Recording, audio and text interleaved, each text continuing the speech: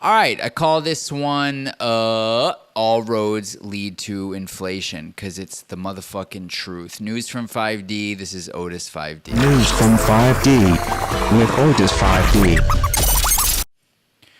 All right, so hot off the presses, breaking news. Paul Tudor Jones is just on Squawk Box, CNBC. For those of you who don't know, because your net worth is limited, Paul Tudor Jones is one of the most important and famous and respected hedge fund managers of all time, and he has some interesting things to say to Aaron Sorkin over on CNBC. Let's check it out. Okay. Given all of the things you're saying, are you off buying gold and Bitcoin? Aaron Sorkin. I think all roads lead to inflation.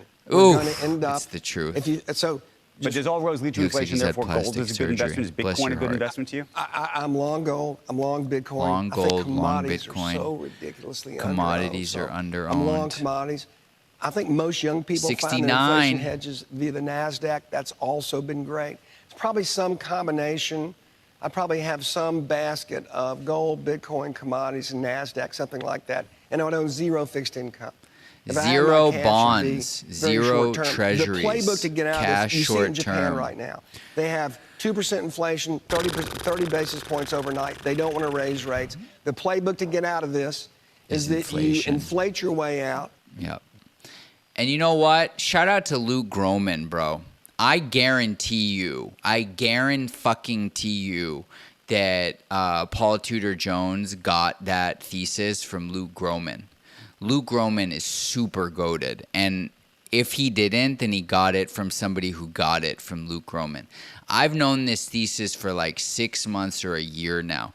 Luke Gromen has basically said that Balaji's wrong. There's not going to be a fucking hyperinflation. There's not going to be like a crazy crash in America. America is not Weimar Germany.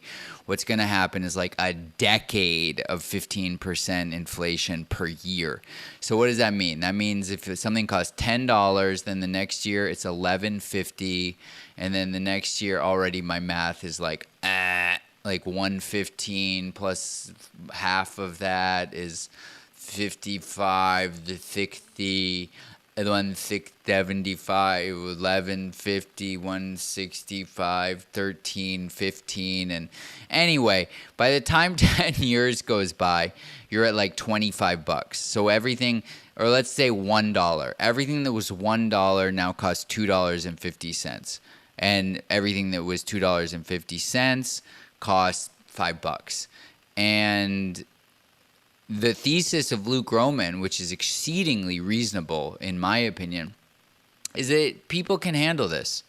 People will tighten their belts and things will be fucked up and it'll be known as a lost decade in some sense, but there's all these insane productivity things, coming out the freaking zoo with AI and humanoid robots and self-driving cars. So we have no idea what kind of productivity gains we'll get and what that will do to GDP. And so basically the thesis, I forget. One of my worst traits is I don't realize that not everyone knows the things I know. And I'm not saying it's because I'm so smart. I just mean like they just happen to not have read these things. I can't do this tonight where I go off on these tangents because I forget what I was talking about. This is actually an incredible experience that I'm having in like a weird memory lapse. I'm glad this is being caught on camera. It's pretty wild to be experiencing it. So, because I'm like totally lost now. I have like no idea what I was just talking about. Like literally, it's the weirdest thing. One day I will tell the story of what's going on with me. It has nothing to do with me. It's fully an environmental situation. But it's wild. It's totally wild. So the way that you get out, the reason that the sustained inflation works, I'm so glad I just caught that, is that, it was like by a hair, is that I can't keep going on these tangents because then I lose it. You have the sustained inflation because what it means is that you can get, what happens is that America's in a debt spiral because their debt to GDP ratio, the whole world is, but the debt to GDP is so high that the interest on the debt keeps going up, so that eventually, like, all of the money you take in taxes and like your government revenue, it just goes to paying off debt, right? And this is called a debt spiral. So the way you have to do that is you have to get your debt to GDP down. And one of the ways you can get debt to GDP down is by inflating the currency, so that then all of a sudden you have all this magical money. So if there were like $100 in circulation total, and then you print $1,000, now all of a sudden, if there's only $100 total, it means like maybe you owe $90. You're so screwed. It's like 90% of everything you have. But then you print $1,000, and all of a sudden it's like 8% of what you have, because the total becomes 1,100, right? And so that is the reason that inflation works, is because they print money such that the money is diluted, so all the money is worth less than it used to be, which causes prices to go up, because the prices aren't actually going up.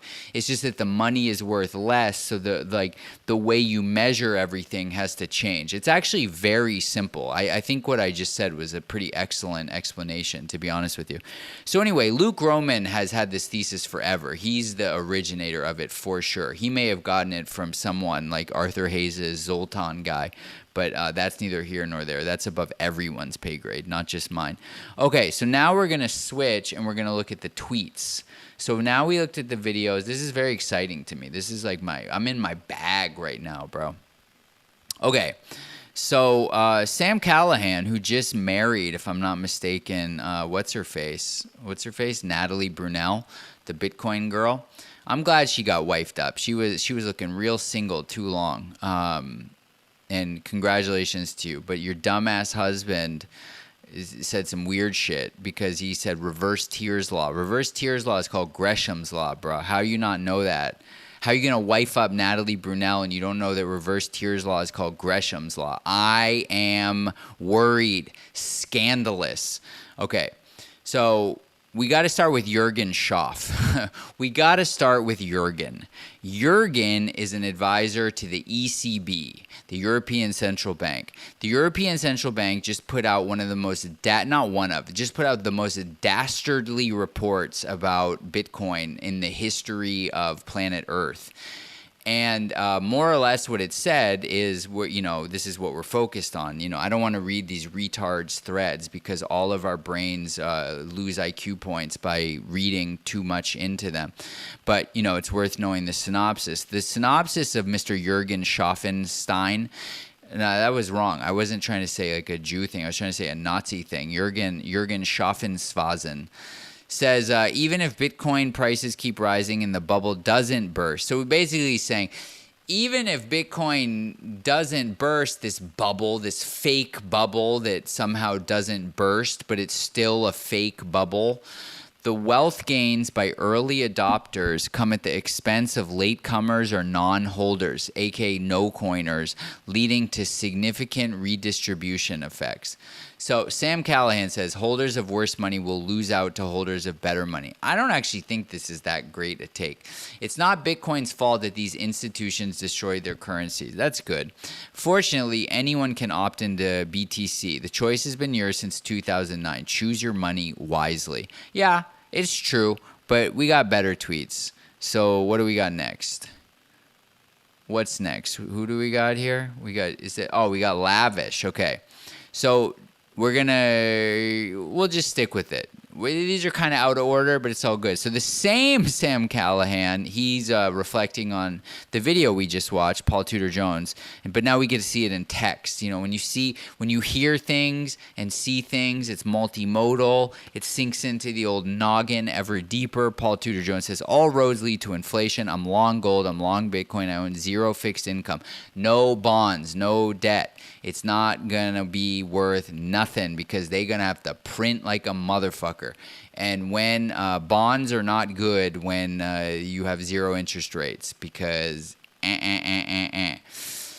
The The playbook to get out of this debt problem is that you inflate your way out. We already talked about this. James Lavish, translated, bonds will not protect you from the severe inflation that is coming. Bitcoin will. James Lavish is super goated too. I think this is his first appearance on the Otis 5D extravaganza. And I remember that I was following him when he just had like 300 followers, and I was telling everyone this guy's so fucking goated, and then now he's huge. And so that is a little story about how great I am. And finally, we got Pierre Richard. Pierre Richard, also extremely goated. Been following him for more than 10 years, more than 12 years. He's one of the best Bitcoiners in the history of Bitcoin. And he's still kicking ass and taking names. He says, message for fiat bros. Now we're back to the ECB. You see, remember I said it's kind of out of order? The reason it's kind of out of order is because like this one should have come before the last one. But this is in response to Jargen Schwergenschwagen. And he says, message for fiat bros. Please don't lecture us about Bitcoin's inequality after you printed trillions of motherfucking dollars and euros, you fucking satanic scum, to bail out your bankers and politicians and your fucking child sex traffickers as well. You fucking fucks. I just feel like the time for niceties is over, bro. This is the time of wartime creators, and I'm here for it because these people are so evil, and their attempt to take the moral high ground is so sick. It is so fucking sick that suck a dick. That's all I want to say. Suck a dick. Fuck you.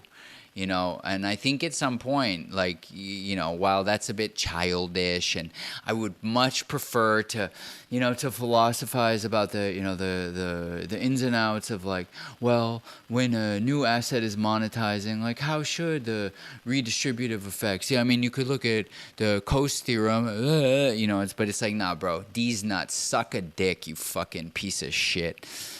So I hope my little tirade there, amused and entertained and elucidated you. And if not, go fuck yourself. Peace. All right. So if you like this video, the biggest thing you can do to help me grow the channel is to find a timestamp anywhere from 3 seconds to 3 minutes where you thought, boy, you was really cooking right there, and leave a comment with that timestamp. And I know it can be annoying where you're like, bro, I ain't watching your video a second time, but just keep it in mind for the next video you watch that Otis 5D wants my timestamps. That's how I can help him grow. I want to help him grow. And otherwise, I can go fuck myself. It's as easy as that. Peace. Otis5D.xyz. Go fuck yourself.